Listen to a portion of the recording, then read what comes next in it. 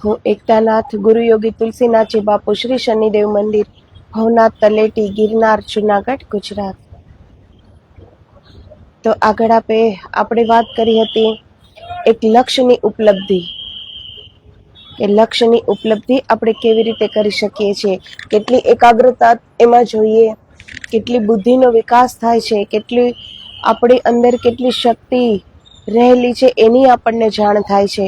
એ માટે એક વિરાટ કલ્પના, અને એ કલ્પનાને પૂરી કરવા માટે અથાગ મહેનત, એ પરિશ્રમ, રાત દિવસ એક કરીને માત્ર દ્રષ્ટિ મંજિલ પર અને એને મંજિલ સર કરવા માટેની દિન રાતની કોશિશ. તો એટલી વિરાટ અને ભવ્ય કલ્પના એ વિશાળ હૃદયની દેન છે. જેનું હૃદય વિશાળ છે એને જ એવી વિરાટ કલ્પના આવે છે, અને એને પૂરી કરવા માટે એ મહેનત કરે છે.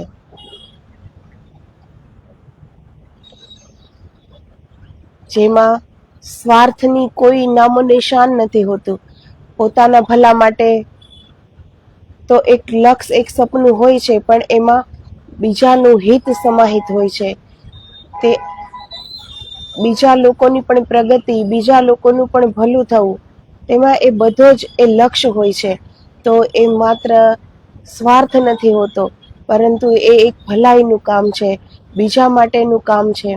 તો જેનું હૃદય વિશાળ છે એ જ બીજાના હિતનું વિચારી શકે છે, અને એ પૂરું કરવા માટે એટલી મહેનત એ કરી શકે છે. તો આગળ જેણે પણ પોતાને એક ધ્યેય બનાવ્યો છે, એક લક્ષ્ય બનાવ્યો છે, અને એને કેવી રીતે પ્રાપ્ત કર્યો છે. નાનો એવો લક્ષ્ય હોય એ પૂરો કરવામાં પણ થોડી મહેનત લાગી જાય છે. તો જ્યારે વિરાટ ધ્યેય હોય સામે, તો એમાં તો કેટલું સહન કરવાનું આવે છે, કેટલી મુશ્કેલીઓ સામે આવે છે, અને એને પાર કરતા કરતા જ્યારે એ મંજિલ પર પહોંચે છે ત્યારે એ આનંદની અનુભૂતિ, એ પછી અનુભૂતિનો વિષય છે. તે શબ્દોમાં નથી કહેવાતો કે ત્યારે એને કેવો આનંદ હોય છે.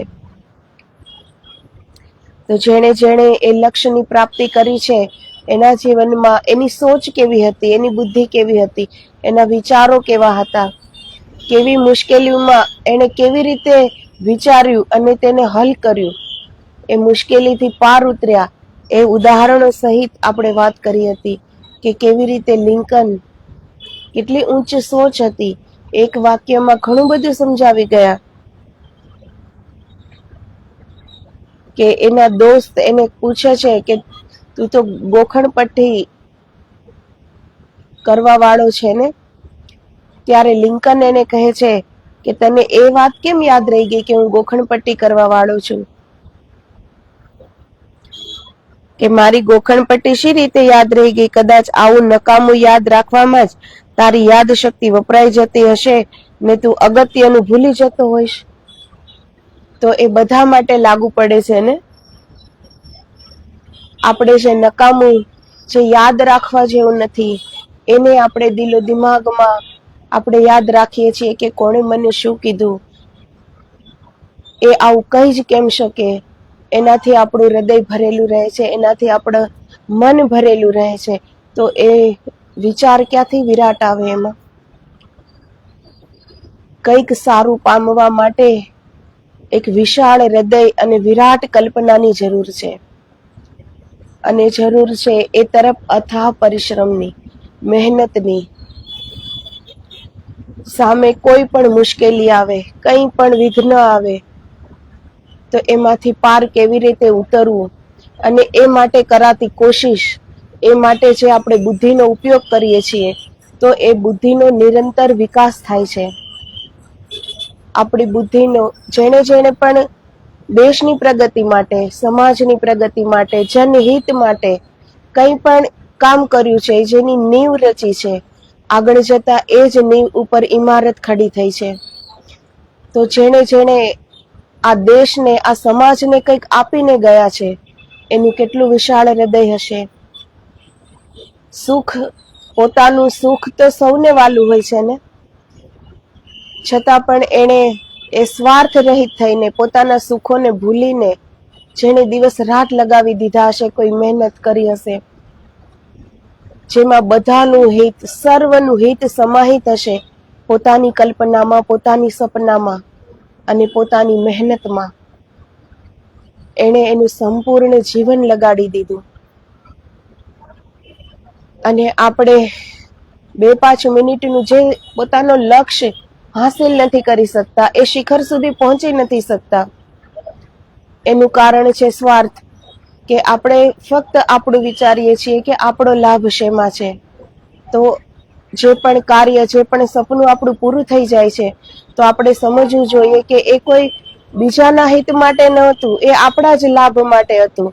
જેને પૂરું કરવા માટે કોઈ મહેનત નથી લાગી, નથી એટલું વિચારવાનું, નથી બુદ્ધિનો ઉપયોગ થયો, અને એ કાર્ય એમ જ પૂરું થઈ ગયું.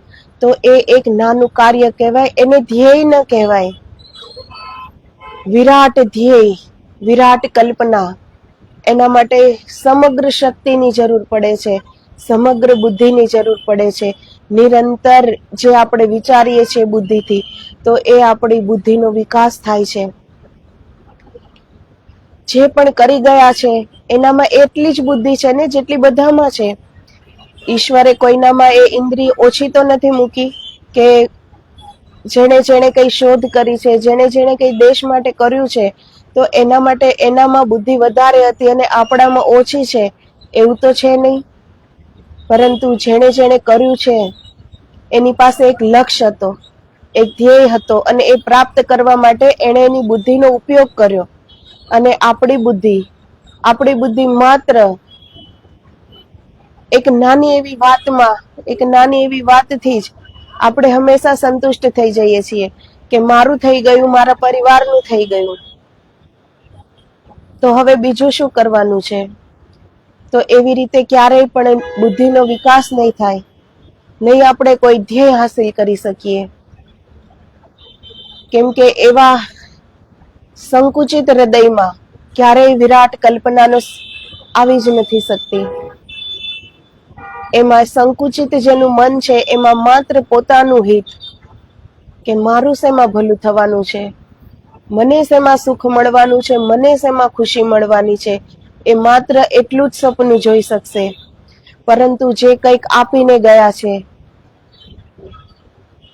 મનુષ્ય દેહ ધારણ કર્યો છે, તો જાનવર અને આપણામાં એ જ ફરક છે. કરી તો એ લે છે ને પોતાનું, એ પણ પોતાનું પેટ ભરી લે છે, એ પણ જીવન જીવી જાય છે, એ પણ પોતાની જેમ પોતાને ખુશી, જે વસ્તુ કરવામાં, જે કાર્ય કરવામાં એને ખુશી થાય છે, તો એ પણ કરી લે છે. પરંતુ આપણને ઈશ્વરે માનવનો દેહ આપ્યો છે, તો આપણે એનાથી તો કંઈક અલગ કરીએ ત્યારે જ ખ્યાલ આવે ને કે આપણે એનાથી અલગ છીએ, આપણે મનુષ્ય છીએ. ઈશ્વરે જે પૂંજી આપી છે, ઈશ્વરે જે કૃપા કરી છે, તો વિરાટ ચૈતન્ય આપણી અંદર છે, અથાગ શક્તિ આપણી અંદર છે, અને બુદ્ધિ આપણી અંદર છે. કંઈ પણ અશક્ય નથી આપણી માટે. જેને કરવું છે, જેને ખાલી કોઈ સપનું જોઈને કે હું પણ આવું કરી, મારી પાસે પણ આવું હોત તો, એ માત્ર સપનું જોઈને બેસી રહેવાથી કંઈ પ્રાપ્ત થતું નથી, પરંતુ એ સપના તરફ દોડ મૂકવાની છે. ખબર નથી કયો શ્વાસ છેલ્લો છે. આપણી પાસે કોઈ એ સમય નક્કી નથી કે આપણે આટલા વર્ષોમાં આ પ્રાપ્ત કરીશું. ખબર નથી કે સાંજે સૂતા તો સવારે ઉઠશું જ. તો જે પણ પ્રાપ્ત કરવાનું છે, કંઈ પણ સારો વિચાર આવ્યો મનમાં, જે વિચારથી બધાનું હિત છે, જે સપનું પૂરું કરવામાં આવે તો તેમાં બધાનું હિત સમાહિત થઈ જાય છે, બીજાની પણ પ્રગતિ થશે, આપણી પાસેથી કંઈક શીખી શકશે. તો એ કરવામાં વાર ન કરવી જોઈએ. સમય કોઈની રાહ નથી જોતો. જે લોકો કહે છે કે કાલ કરીશું, તો કાલની પાસે પણ હંમેશા કાલ હોય છે. એ વ્યક્તિ ક્યારેય કંઈ નહીં કરી શકે. કંઈક સારું કરવું છે તો અત્યારે જ કરવું છે. સમય નથી, કોઈની પાસે સમય નથી. બધી જ વસ્તુ કઈ ખોવાયું હોય છે પાછું આવી શકે છે જીવનમાં. કંઈ પણ પ્રાપ્ત કરવું હોય આપણે પ્રાપ્ત કરી શકીએ છીએ, પણ માત્ર એક સમય છે, જે સમય ચાલ્યો જાય છે એ સમય ફરી પાછો ક્યારેય નથી આવતો. તો એ સમયની કદર કરવી જોઈએ. અને આપણી પાસે કેટલો સમય છે, કેટલો શ્વાસ છે એ પણ આપણને ખબર નથી. તો જે છે અત્યારે જે સમય છે એની હર પળનો સદુપયોગ કરીએ, કંઈક પ્રાપ્ત કરવાનો. બંને યાત્રા આપણા હાથમાં છે. અંદરની યાત્રા હોય તો એ ઈશ્વર પ્રાપ્તિની યાત્રા છે, કે પોતાનું આત્મદર્શન કરી લે, એ બ્રહ્મ અનુભૂતિ પામી લે, તો એ એની અંદરની યાત્રાની પ્રાપ્તિ છે. જેને બહિર યાત્રા કરવી છે તો એને પણ એમાં એટલી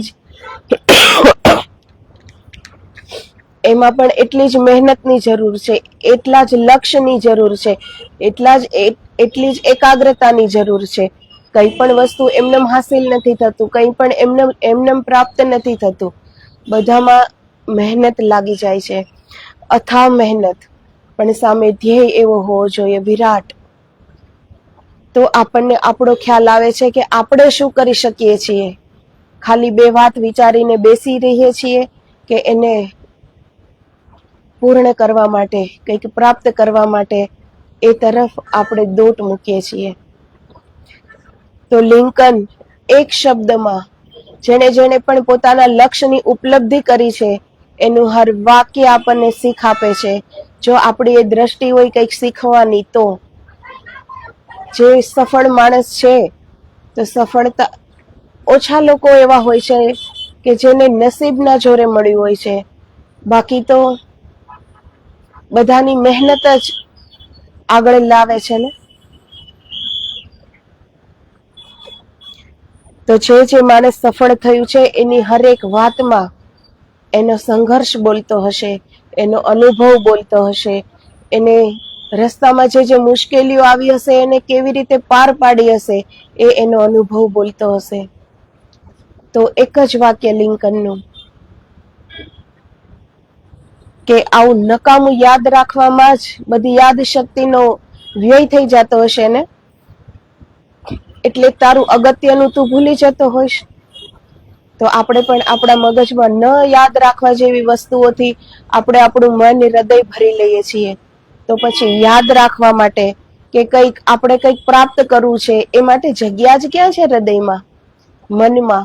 આપણે હંમેશા એક નાની સંકુચિત વાત કે આણે મને આમ કેમ કીધું, આમ તો કહેવાય જ નહીં, આ મને કેમ નથી સમજતું, એવી નાની નાની વાતોમાં આપણે આપણું મન, હૃદય બધું ભરી લઈએ છીએ.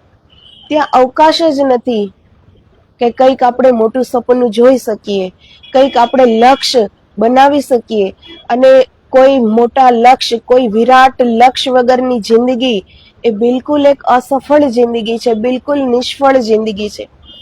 જીવનમાં કોઈ લક્ષ્ય ન હોય, લક્ષ્યહીન જીવન, એ તો બિલકુલ એક આંધળું અને પાંગળું જીવન છે, કે જેના જીવનમાં કોઈ લક્ષ્ય નથી, જેને કંઈ ખબર નથી કે ક્યાં પહોંચવાનું છે. તો બંને યાત્રા આપણા હાથમાં છે. અંદરની યાત્રા કરો તો બ્રહ્મ અનુભૂતિ સુધી પાછું વાળું ન જોવો. જ્યાં સુધી આપણે આપણા સ્વસ્વરૂપને ન જોઈ લઈએ, જ્યાં સુધી આપણને ખ્યાલ ના આવી જાય કે આ બધું સ્વયં પૂર્ણ પરમાત્મા આપણી અંદર છે, ત્યાં સુધી એકાગ્રતાથી એ ધ્યાન, ત્યાં સુધી એ અંદરની યાત્રા ત્યાં સુધી પૂરી નથી થતી. એવી જ રીતે બહિર યાત્રા, કે જે લક્ષ્ય આપણી સામે છે એ જ્યાં સુધી પૂર્ણ ન થાય ત્યાં સુધી આપણે બેસીએ નહીં, એટલી મહેનત કરીએ. તો જે બેસી રહે છે એને મંજિલ નથી મળતી, પરંતુ જે ચાલે છે એને આજ નહીં તો કાલ મંજિલ પ્રાપ્ત થાય જ છે. તો જેણે પણ સફળતા મેળવી છે, જેણે પણ એ લક્ષ્યની ઉપલબ્ધિ કરી છે, એની હરેક વાતમાં એક શીખ હોય છે, જીવનની શીખ, જીવન જીવવા માટેની શીખ. બીજું વાક્ય લિંકન કહે છે જીવનમાં કોઈ પણ ક્ષેત્રમાં માણસ ક્યારે સફળ થાય છે? તો જ્યારે યાદ શક્તિ, ગ્રહણ શક્તિ ને રજૂઆત કરવાની શક્તિ આ ત્રણેય ઉપર કાબુ આવી ગયો હોય તો કોઈ પણ ક્ષેત્રમાં માણસ પાછો ન પડે. તો કેટલી સચોટ વાત છે યાદ શક્તિ, ગ્રહણ શક્તિ અને એને રજૂઆત કરવાની શક્તિ. જો આ ત્રણેય આપણી પાસે હોય તો કોઈ પણ ક્ષેત્રમાં આપણે સફળ થઈ શકીએ છીએ, ક્યાંય પણ આપણે પાછા ન પડીએ. પરંતુ યાદ શક્તિ કમજોર કેમ છે? કેમ કે જે નથી યાદ રાખવાનું એ બધું જ યાદ રાખીને બેઠા છીએ. એટલા માટે જે યાદ રાખવાનું છે એની માટે જગ્યા જ નથી, એટલે આપણે એ યાદ નથી કરી શકતા. આપણું મન હંમેશા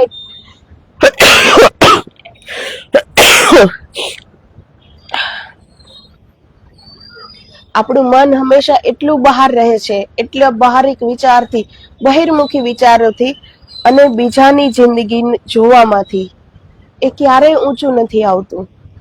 તો કોઈ વાતને ગ્રહણ કેવી રીતે કરી શકે? કોઈ સારી વાત છે તો ગ્રહણ કરવા માટે પણ એટલી ઉત્તમ કોઈ સોચ તો જોઈએ ને, સુબુદ્ધિ. બુદ્ધિ અને સુબુદ્ધિ, વિચાર અને સુવિચાર, એમાં બહુ ફરક હોય છે. કોઈ પણ વાતને ગ્રહણ કરવી છે આપણે તો એ ઉપર છેલ્લા મનના તલ ઉપર આપણે સાંભળી લીધી કોઈ વાતને, તો એ સાંભળી 2-5 મિનિટ આપણને યાદ રહેશે કે બહુ સરસ વાત હતી. 5 મિનિટ પછી એ આપણે ભૂલી જઈશું. કેમ કે એ વાત આપણને ખાલી સારી લાગી, પરંતુ આપણે એને જીવનમાં અમલમાં નથી મૂકી. અને જ્યારે કોઈ સફળ વ્યક્તિ કંઈ પણ સારું શીખે છે, કંઈ પણ સારું સાંભળે છે, તો એ જ ક્ષણે એના જીવનમાં એ અમલમાં મૂકી દે છે. તો એને કહેવાય છે ગ્રહણ કરવું. ખાલી સાંભળીને કે હા સારી વાત કરી, તો સારું તો બધાને ખબર છે કે શું સારું છે, શું ખરાબ છે, શું કરવું જોઈએ, શું ન કરવું જોઈએ, એ બધાને ખ્યાલ છે. આપણી જ અંદરનો આત્મા છે, પરમાત્મા છે, અને બધાની અંદર એ જ આત્મા રહેલો છે, એ બધાને ખબર છે. છતાં પણ કેમ આટલો સ્વાર્થ છે, કેમ આટલી ઈર્ષા છે, કેમ આટલો દ્વેષ છે?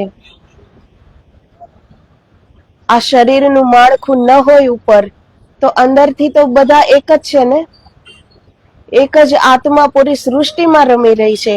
તો આપણે કોની ઈર્ષા કરીએ છીએ? કોની આપણે દ્વેષ કરીએ છીએ? કોની નિંદા કરીએ છીએ આપણે? શું આ શરીરના માળખાની નિંદા કરીએ છીએ?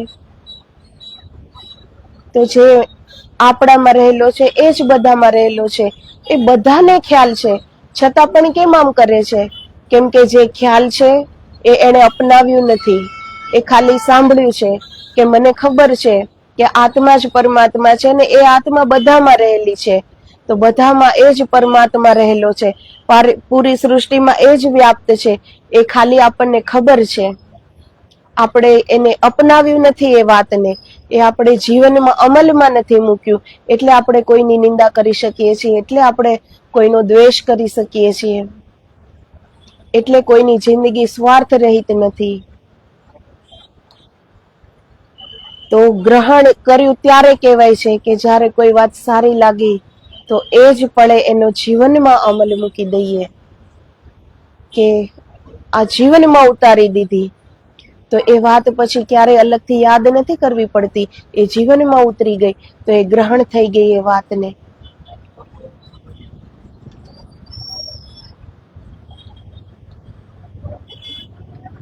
તો હવે આપણે એનાથી આગળ જોયા છે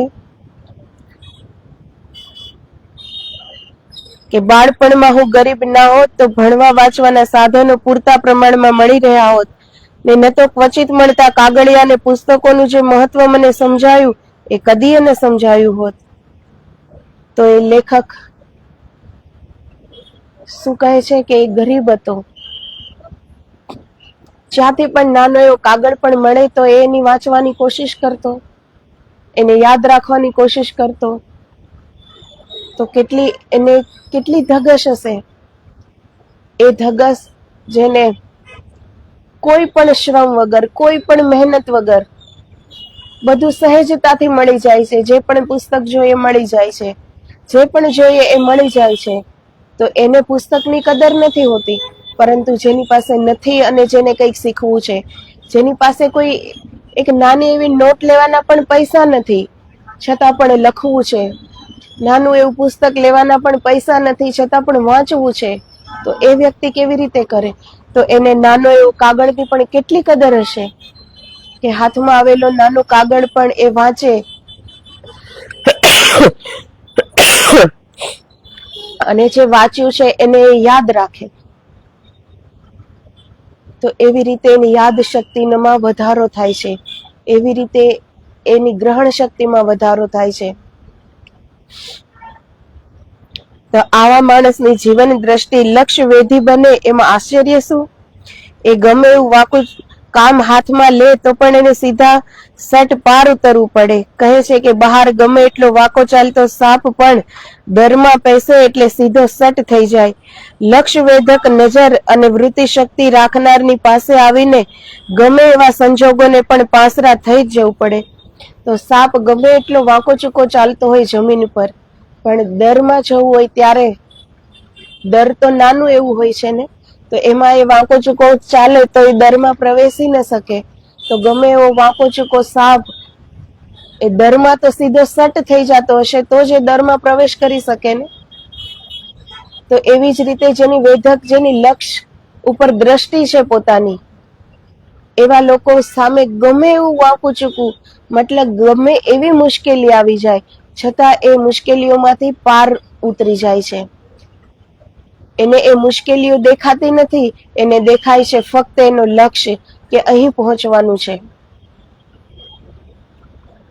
થોડી પણ મુસીબત આવે અને આપણે ડરીને બેસી જઈએ કે હવે આ તો કેવી રીતે પ્રાપ્ત થાય, આ તો કેવી રીતે સહન થાય,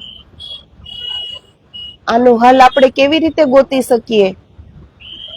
આ પ્રશ્નોથી જ્યારે આપણી બુદ્ધિ આપણે ભરી દઈએ છીએ તો એ ક્યારેય પણ મુશ્કેલીનો હલ એ બુદ્ધિ નહીં વિચારી શકે, જગ્યા જ નથી વિચારવાની. તો જેના અંદર એ શાંતિ નથી એ તરત જ ગભરાઈ જશે કે આ બધું તો હું કઈ રીતે કરી શકીશ, તો એ પછી નથી જ કરી શકવાના. જ્યાં પ્રશ્નાર્થ ચિહ્ન આવી ગયું, જેનું મન, જેની બુદ્ધિ પ્રશ્નોથી ભરેલી છે, એના જીવનમાં ક્યારેય ઉત્તર આવતો જ નથી. કેમ કે એ આદિ થઈ ગયો છે ખાલી પ્રશ્ન કરવાનો, જવાબ ગોતવાની કોઈ તત્પરતા નથી. તો એની પાસે જવાબ આવવાનો પણ નથી. મુશ્કેલી આવી છે તો એનો હલ પણ હશે, પણ એને નહીં સૂઝે.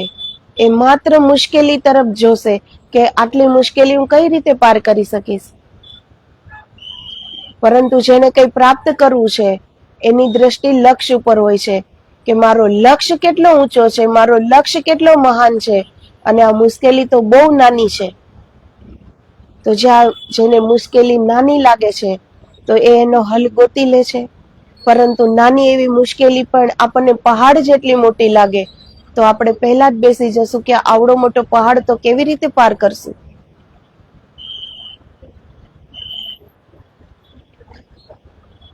મહાન સર્જક ગેટે રાત દિવસ સાહિત્ય સર્જનમાં જ તલ્લીન રહેતો. ઘણીવાર તો એક જ મહિનામાં એક ગ્રંથ રચી દેતો.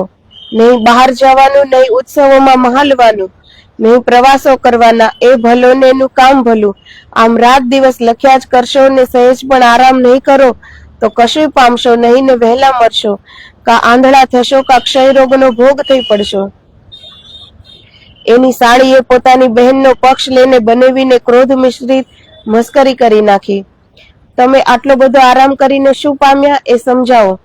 નહીં વાંચીને બચાવેલી તમારી નજરની શક્તિનો તમે શું ઉપયોગ કર્યો તેનો ખ્યાલ આપો.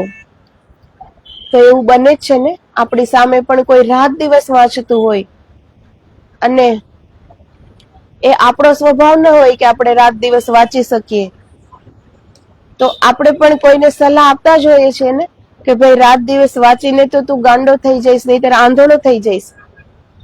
આટલું બધું વાંચીને શું કરશો?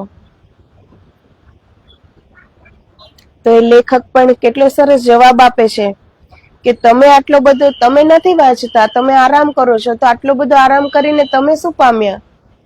અને તમે નથી વાંચતા તો એ નજરની શક્તિનો તમે બીજો શું ઉપયોગ કર્યો?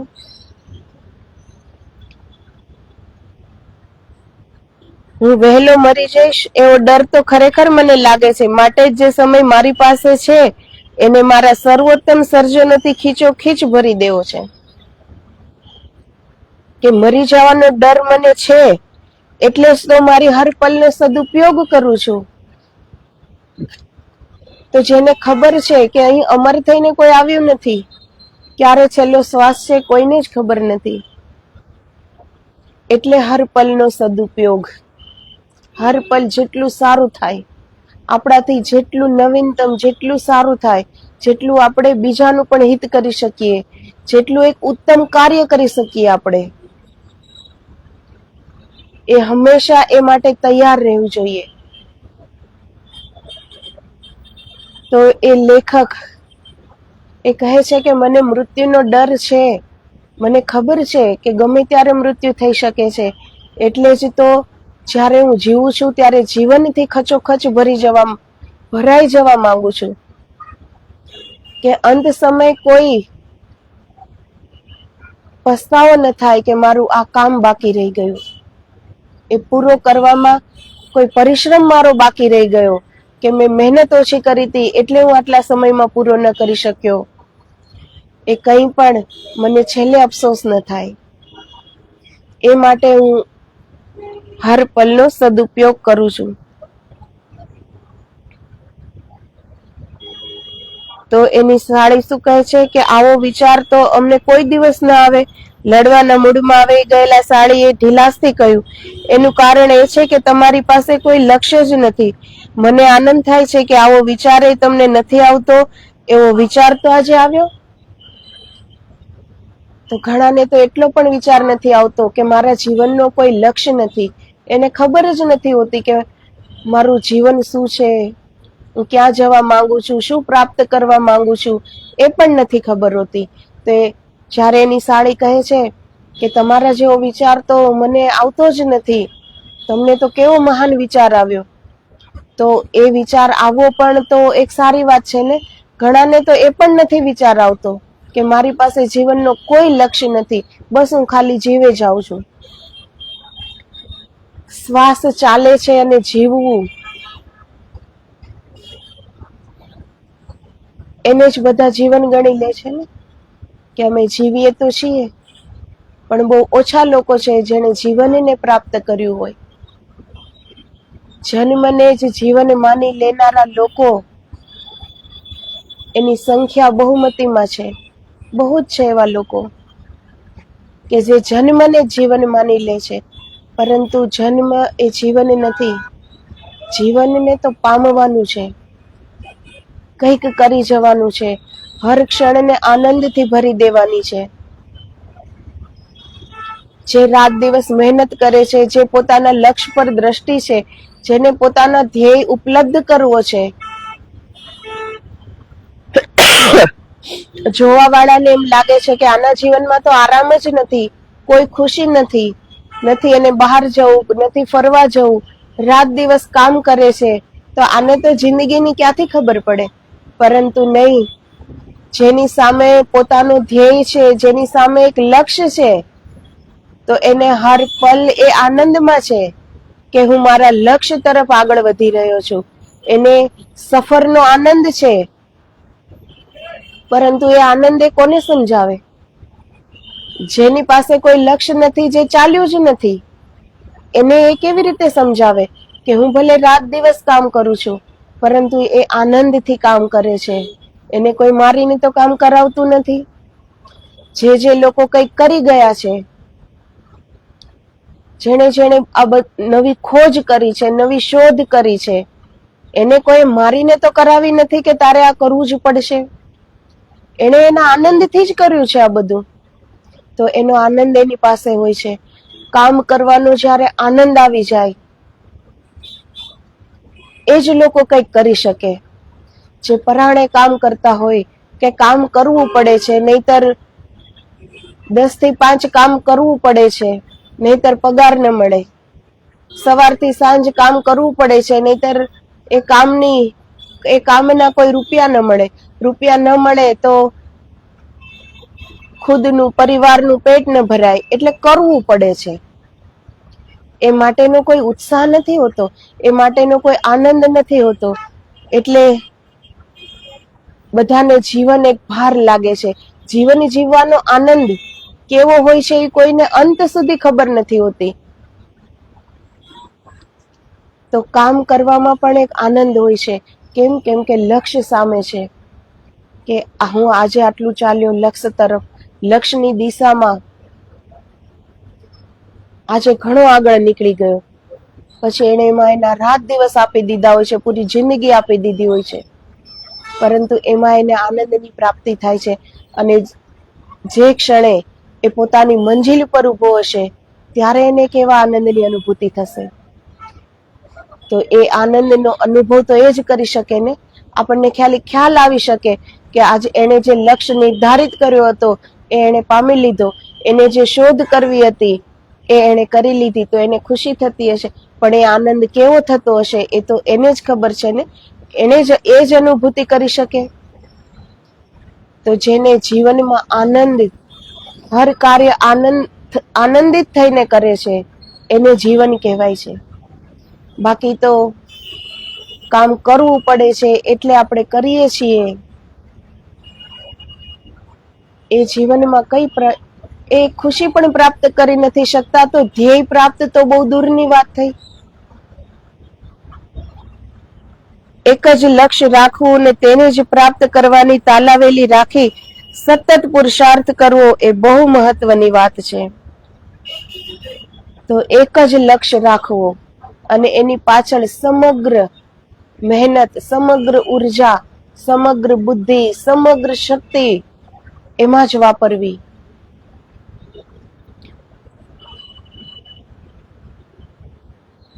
તો એ પુરુષાર્થ બહુ મહત્વનો છે. આપણું મન 2 મિનિટમાં વિચારે કે મારે આમ કરવું છે, 2-5 મિનિટ પછી જે મન બીજે જતું રહે છે કે એમાં નહીં, આમ કરું તો વધારે સફળ થઈશ, વધારે કંઈક પ્રાપ્ત થશે, વધારે મળશે. બીજા દિવસે પાછું મન બીજું જ કહેતું હોય છે કે એમ નહીં, આમ કરું. તો એ લોકો ક્યારેય પણ પોતાની મંજિલ પ્રાપ્ત કરી શકતા નથી. એક જ દિશામાં ચાલવાથી જ મંજિલ પ્રાપ્ત થાય છે. રસ્તામાં લલચાવનારા મોડ અનેક આવે છે, પણ એમાં લલચાઈ ન જઈને જે પોતાના લક્ષ્ય ઉપર દ્રઢ છે, એ જ લોકો મંજિલને સર કરી શકે છે.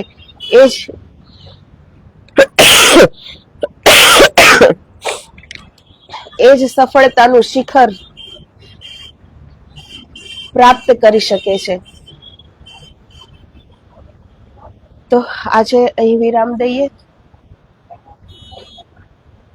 તો સફળતાના સોપાન, સફળતાનું શિખર જેને પ્રાપ્ત કરવું છે, એની દ્રષ્ટિ આમ તેમ નથી ભટકતી. એની દ્રષ્ટિ માત્ર એના લક્ષ્ય તરફ હોય છે. મંજિલ સીધી હોય છે અને આપણે આડા ટેઢા રસ્તા ઉપર વળી જઈએ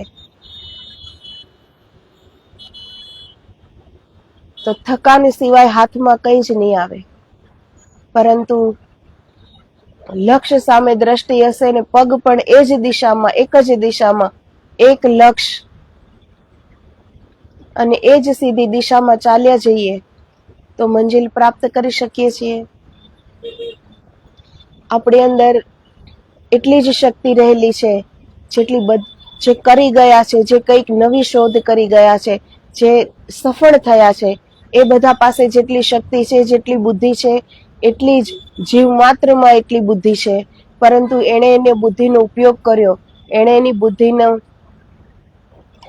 વિકાસ કર્યો, કેમ કે એની પાસે ધ્યેય મોટું હતું. એ પૂરું કરવા માટે એને સમગ્ર બુદ્ધિની જરૂર પડી, સમગ્ર શક્તિની જરૂર પડી. એટલો મોટો ધ્યેય એની પાસે હતો, એટલે એનો વિકાસ થયો. અને આપણું ધ્યેય બહુ નાનું હોય છે, એટલે આપણી બુદ્ધિનો એટલો વિકાસ નથી થતો. કેમ કે એમાં એટલી બુદ્ધિની જરૂર નથી પડતી, એટલી શક્તિની જરૂર નથી પડતી.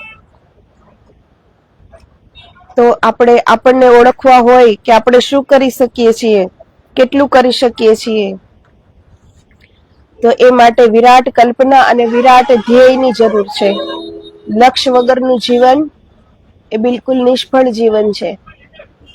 જીવનમાં એક લક્ષ્ય હોવું જ જોઈએ, અને એ લક્ષ્ય તરફ વધવા માટે જે પણ મહેનત કરીએ, જે પણ પરિશ્રમ કરીએ, રાત દિવસ એમાં આપી દઈએ આપણે, તો એ આનંદથી આપીએ, કે જીવનની હર પળને આનંદથી ભરી દઈએ, તો એ લક્ષ્યની પ્રાપ્તિ થાય છે.